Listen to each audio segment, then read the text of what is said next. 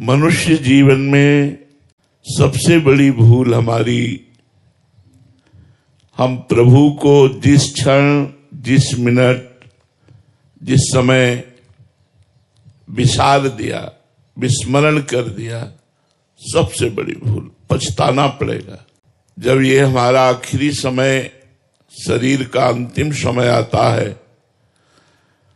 उस समय जीवन भर के किए हुए कर्मों के परिणाम सामने आते हैं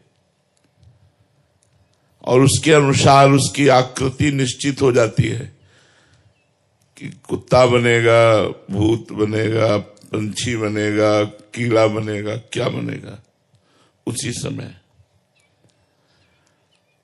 अब बड़ा पछतावा होता है उस समय कि भगवान का अगर स्मरण कर लिए होते तो हमारी बात बन जाती। तो हरिवंश महाप्रभु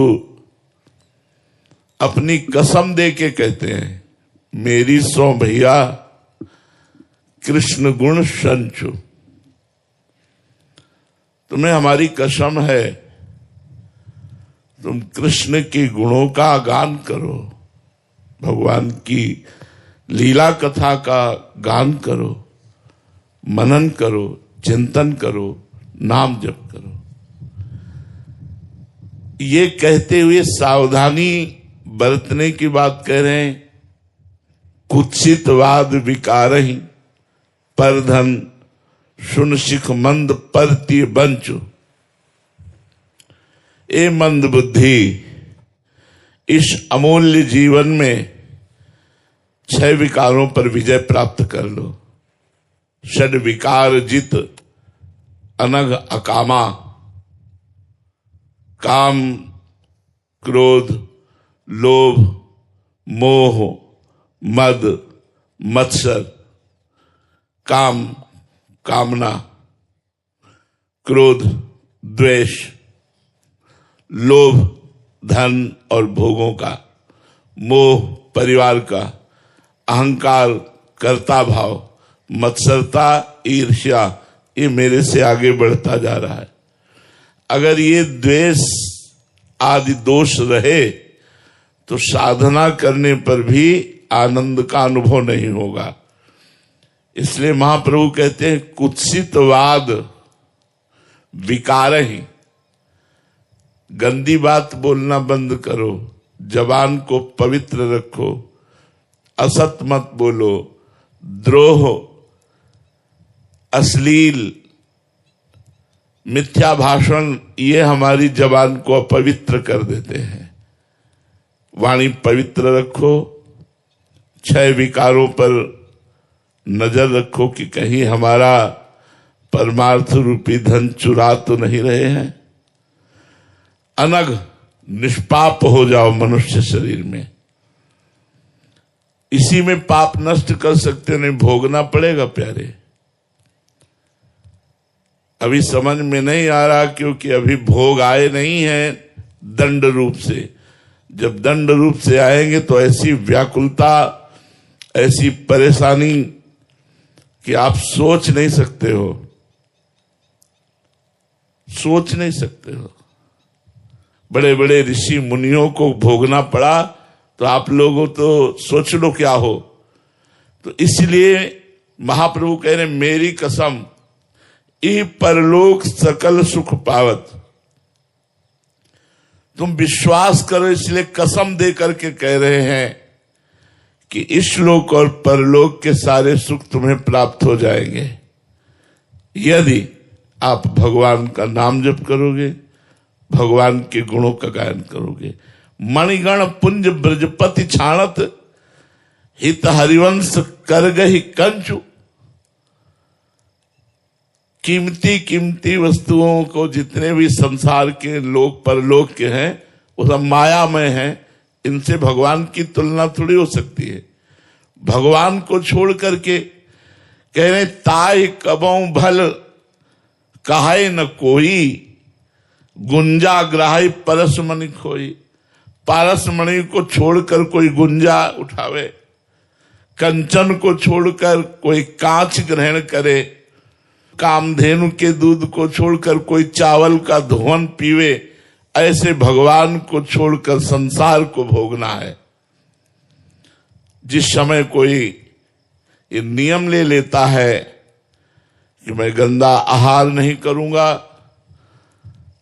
गलत आचरण नहीं करूंगा, शास्त्र और संतों के अनुसार चलूंगा और नाम जप करूंगा, तो कुछ समय बाद हो सकता है थोड़ा समय ज्यादा लग जाए पाप नष्ट होने में, उसके अंदर आनंद प्रकट होता है।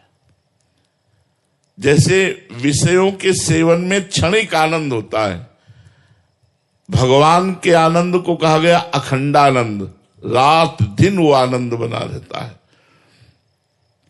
जब भगवदानंद जागृत होता है तब पश्चाताप होता है, ओह इतना जीवन बर्बाद कर दिया, अगर जानते कि ये सुख है तो बचपन से भगवान में लग जाते।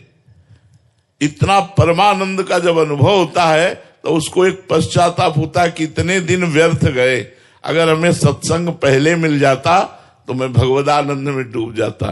तो जब भजन का आनंद मिलता है तब लगता है यार जीवन हमारा व्यर्थ चला गया। भगवदानंद उत्पन्न होते ही मनुष्य में लक्षण आ जाते हैं, कोई भी द्वंद्व उस पर प्रभाव नहीं डाल पाता। गर्मी सर्दी, मान अपमान, दुख सुख, लाभ हानि, जय पराजय, ये उसको प्रभावित नहीं कर पाते। किसी का संग उस पर रंग नहीं चढ़ा सकता। कोई भी वस्तु देखकर उसको कामना नहीं हो सकती कि ये वस्तु मुझे मिल जाए। सुख दुख में समान भाव, और कितना भी कोई उसे सताए वो क्षमा ही करेगा, कभी उसकी निंदा चुगली या उसको किसी तरह दंड देने की भावना ये नहीं। ये लक्षण है जब भगवदानंद प्रकट होता है। भगवदानंद प्रकट होते ही ब्रह्मा का भी भोग तुच्छ नजर आने लगता है। पद हैं जैसे यहां मुख्यमंत्री पद, फिर प्रधानमंत्री पद, फिर राष्ट्रपति पद, फिर पूरे विश्व का त्रिभुवन का सर्वश्रेष्ठ पद इंद्र पद, फिर उसके ऊपर प्रजापति पद, प्रजापतियों के भी ऊपर पद परमेष्ठी पद, जिसे ब्रह्मा का पद कहते हैं। जब भगवदानंद मिलता है तो ब्रह्मादिक के भोग सब विषम लागत ताहि, नारायण ब्रजचंद की लगन लगी है जाए। जब भगवान का आनंद मिलता है तो ब्रह्मा के भी भोग तुच्छ नजर आने लगते हैं। जब तक हम विषयों के मोह में पड़कर अंधे हो रहे हैं और डट कर नाम जप नहीं कर रहे, तब तक हम सोच भी नहीं सकते कि भगवदानंद किसे कहते हैं। अभी आप विचार करके देखो भगवदानंद किसे कहते हैं, तो आपको समझ में नहीं आएगा भगवदानंद क्यों। विषय भोगों में रत मन बुद्धि है और डट कर नाम जप नहीं है, तो भगवदानंद की अनुभूति, भगवदानंद जब प्रकट होगा सब आनंद फीके हो जाएंगे, सब पद फीके हो जाएंगे, और ये जन्म मरण का चक्र छूट जाएगा। ये दुख, ये चिंता, ये शोक, ये भय, ये अभाव, ये कामना, ये विषाद, ये सब नष्ट हो जाएंगे। भगवदानंद सत्य है, संसार के भोग असत्य है। सत्य को पाने के लिए एक बार कमर कस लो, जीवन सफल हो जाएगा। भोगों के पाने के लिए तो अनंत जन्म हमने लगा दिए, हाथ कुछ नहीं लगा। इस जन्म में भी मरोगे तो हाथ कुछ नहीं लगेगा, ऐसे ही जाता है। कोई कुछ लेके नहीं जाता, अपने अपने कर्म लेके जाता है, पाप कर्म या पुण्य कर्म या भजन। विषय रूपी ये चमकीले पदार्थ ऐसे हैं कि एक तरफ भगवान खड़े हों, एक तरफ विषय खड़े हों, तो हम भगवान की तरफ पीठ कर लेंगे, विषय की तरफ मुख कर लेंगे। इतना बड़ा आकर्षण है। गुरु कृपा पात्र, सत्संगी, शास्त्र स्वाध्यायी कोई ऐसा होता है जो इन मायाजनिक भोगों की तरफ पीठ करके भगवान की तरफ चले। जिसने विषयों का मोह छोड़ दिया वो जीत गया, और जिसने विषयों का मोह पकड़ लिया वो हार गया। और हारने का मतलब फिर नया जन्म, पुनरपि जननम पुनरपि मरणम। अरे बड़ा कष्ट है यार, अभी आप लोगों को अनुभव में नहीं आ रहा, इसलिए बड़ा कष्ट है। अपने प्रतिपल उसे झेल रहे ना, तब लग रहा है यार ये लोग कितनी भूल कर रहे हैं, ये स्वस्थ होकर भजन नहीं कर रहे। भजन करके पाप कर्म को भस्म कर दो, तुम्हारा जीवन आनंदमय हो जाएगा। और नहीं, ये पाप कर्म जिस समय उपस्थित होता, पीड़ा प्रतिपल, भय प्रतिपल मृत्यु का, ये कर्म। इसलिए नाम जप करके, भगवान का भजन करके अपने इन कर्मों को नष्ट कर दो जो दुख देने वाले हैं। तो कह दो आपने क्यों नष्ट नहीं कर दिया? क्योंकि मुझे भगवत प्राप्ति करनी है, मुझे इन दुखों से नहीं बचना है, मुझे इन दुखों को भोगना है और भगवत प्रेम प्राप्त करके भगवान के धाम जाना है। मुझे इस आवागमन के चक्र में नहीं फंसना। हाँ, ये सोना बेच करके कांच नहीं खरीदना, ब्रह्मास्त्र का प्रयोग मच्छर मारने के लिए नहीं करना। ये जो भजन है ये ब्रह्मास्त्र है, सीधे काल पर प्रहार करो। और समुझ जाए शरण ते डरत न काल डर। काल से भी ऊपर काल विजयी बनने के लिए ये दंड जो प्रारब्ध भोग हैं उनको संत जन भोगते हैं और भजन बल से भगवान को प्राप्त होते हैं। जिस वस्तु में हमारा काम चल जाए उतने पर ही अपना अधिकार रखे। बहुत विस्तारवाद बुद्धि को ना बनावे, ये भी मेरा, ये भी मेरा, ये भी मेरा, मेरा मेरा करते चले गए, कुछ नहीं रहा। रहे न रावण सम अभिमानी, हिरणाकश्यप संवरदानी। खान विभव की खान जगत में कुछ दिन के मेहमान, भजले श्री भगवान जगत में कुछ दिन के मेहमान। जिस दिन से ये तुम नियम ले लोगे कि नाम जब हमारा न छूटे, उसी दिन से तुम्हारा परम मंगल शुरू हो गया। हमारी सबसे प्रार्थना है, हर सत्संग, हर साधु महात्मा, हर शास्त्र का एक ही उद्देश्य है, भगवत चिंतन, भगवत भजन बनने लगे। आप लोग किसी भी तरह कैसे भी शुरू करो, काउंटर से नाम जप करना शुरू करो, गिनती से शुरू करो, फिर गिनती रहित भजन शुरू हो जाता है। कौन गिने? हर समय हर श्वास चल रहा है, कौन गिने? पर जब तक नाम जप नहीं करोगे तब तक आप आनंद को प्राप्त नहीं होगे। और सबसे बड़ी भयानक चीज आ रही, मृत्यु। वो हमारे शरीर को, हमारे सारे वैभव को सब कुछ छुड़ा देगी, फिर हम किस योनि में जाएंगे पता नहीं। इसलिए यत् करोषि यदस्नासि यज्जुहोषि ददासि यत् तपस्यसि कौन्तेय तत्कुरुष्व मदर्पणम। बहुत बढ़िया साधना बता रहे हैं भगवान। यत् करोषि माने जो कुछ भी करो। जो कुछ करने का मतलब पाप कर्म नहीं, क्योंकि भगवान को पाप कर्म अर्पित नहीं किए जाते। अगर भगवान को पाप कर्म अर्पित करोगे तो कई गुना बढ़ करके आपको मिलेगा, चाहे पाप कर्म चाहे पुण्य कर्म। बैंक के लॉकर में फटे जूते नहीं रखे जाते, सोना चांदी रखा जाता है। ये गलत काम, गंदे आचरण, ये भगवान को अर्पित नहीं किए जाते। कृष्णार्पणम मस्तु, ये वो कर्म किए जाते हैं जो शास्त्र सम्मत, समाज सम्मत और धर्म सम्मत होते हैं। भगवत प्राप्ति का उपाय बता रहे हैं भगवान। यत् करोषि, जो भी करते हो, नौकरी, किसानी, व्यापार, जो भी आप करते हो, पढ़ाते हो, डॉक्टर हो, न्यायाधीश हो, जो भी हो, वकील हो, जो भी हो, पहले अपने कर्म को देखो धर्म पूर्वक है कि नहीं। फिर उतने घंटे जितने घंटे कर्म किए उसको भगवान को समर्पित कर दो। 8 घंटे नौकरी की, 1 मिनट हाथ जोड़ो और हे भगवान, ये 8 घंटे का किया हुआ कर्म कृष्णार्पणमस्तु, भगवद अर्पणमस्तु, आपको अर्पित कर दिया। इसका फल होगा भगवत प्राप्ति। यद्यपि काम संसारी है, पर आपने उसे भगवद अर्पणमस्तु कर दिया तो वो आपको भागवतिक फल देगा। यही खास बात है।